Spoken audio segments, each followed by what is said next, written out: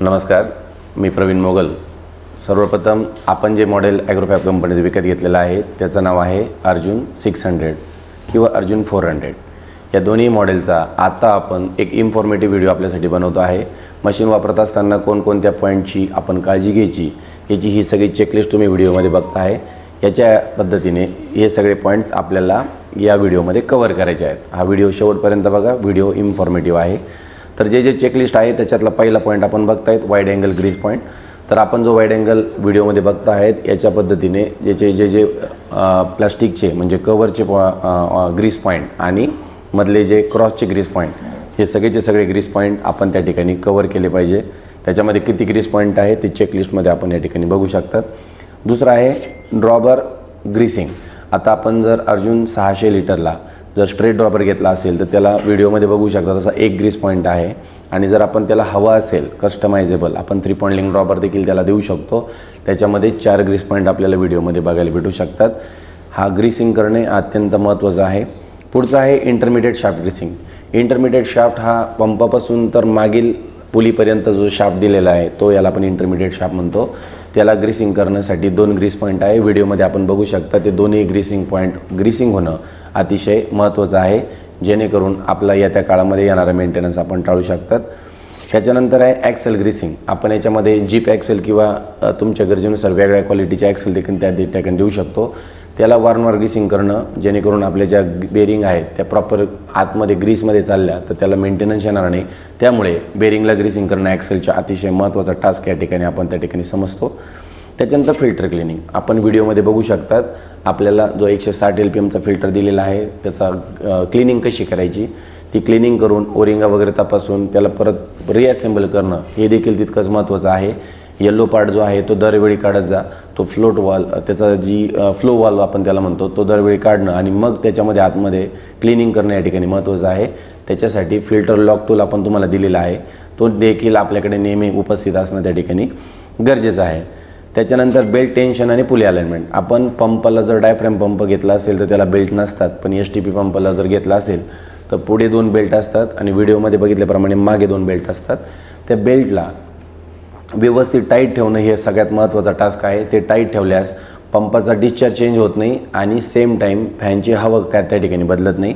ते टाईट करणं अतिशय सोपं आहे। व्हिडिओमध्ये बघू शकतात ते 4 बोल्ट ढिले करून वरील बोल्ट जर टाईट केला तर आपली केसिंग वर जाते आणि बेल्ट त्या ठिकाणी टाईट होतं। अशा पद्धतीने टाईट केलं तर फॅनची हवा पहिल्या दिवशी आणि ती वारंवार त्या ठिकाणी समान राहील। बरेच शेतकरी मित्र बेल्ट टाईट करण्यासाठी तिथं दिरंगाई करतात किंवा करत नाही आणि बेल्ट डायरेक्ट बदलावा लागतो, तर यामध्ये परफॉर्मन्सवर देखील परिणाम होतो आणि बेल्टची लाईफ त्या ठिकाणी कमी होते। त्यामुळे बेल्ट टाईट करणे अतिशय महत्त्वाचं आहे, हे या ठिकाणी मी तुम्हाला सांगेल।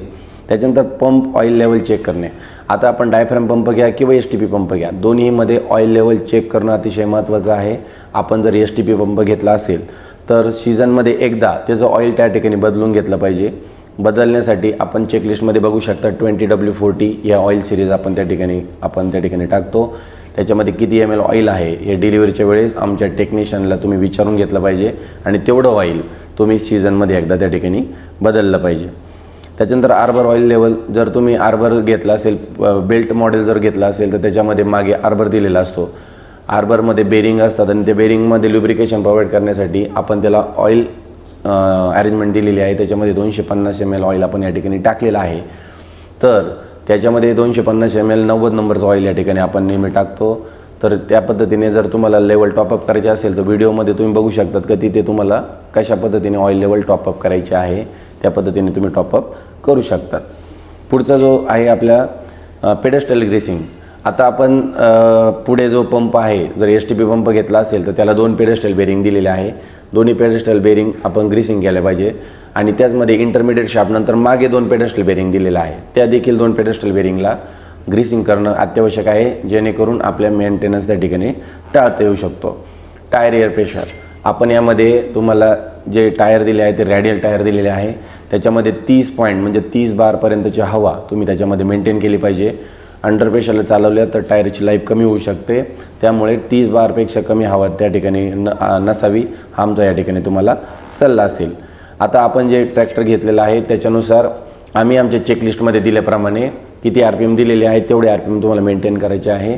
ट्रॅक्टरच्या PTO प्रमाणे RPM बदलतात, त्याच्यानुसार आम्ही जे तुम्हाला चेकलिस्टमध्ये रिकमेंड करून देऊ तेवढे RPM तुमच्या ट्रॅक्टरनुसार तुम्हाला मेंटेन करायचे आहे, जेणेकरून चांगला ग्राउंड स्पीड आणि चांगला एअर फ्लो या दोन्ही गोष्टी आपल्याला त्या ठिकाणी मिळतील।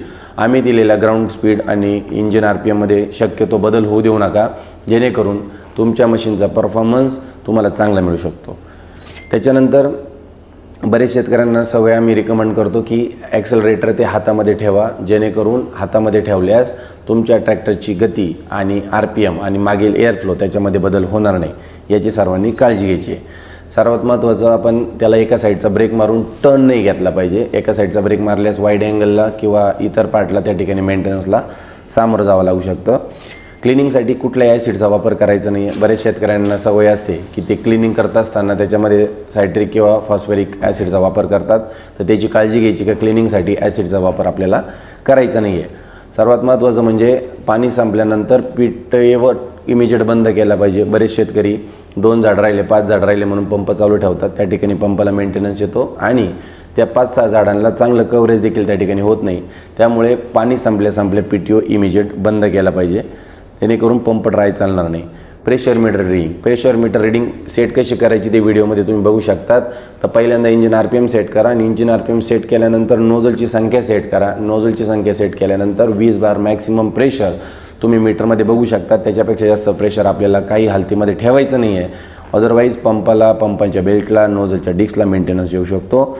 आणि नोझल डिस्चार्ज सेटिंग, आता सपोज तुम्ही इटालियन नोझल घेतलेले आहेत की अमेरिकन नोझल घेतलेले आहे, त्याप्रमाणे प्लस आणि मायनस या पद्धतीने प्रॉपर सेट करायचे आहे, जेणेकरून तुमच्याकडे जो डिस्चार्ज आहे, जेवढे नोझल तुम्ही घेतले असतील 8-10 त्यांचा इक्वल डिस्चार्ज तुम्हाला त्या ठिकाणी मेंटेन राहील। ही माहिती अतिशय छान पद्धतीने इम्प्लिमेंट करायची आहे, जेणेकरून आपण जे मटेरियल घेतलेलं आहे अर्जुन मॉडेलचं, याला मेंटेनन्सला तुम्हाला समोर जावं लागणार नाही। धन्यवाद।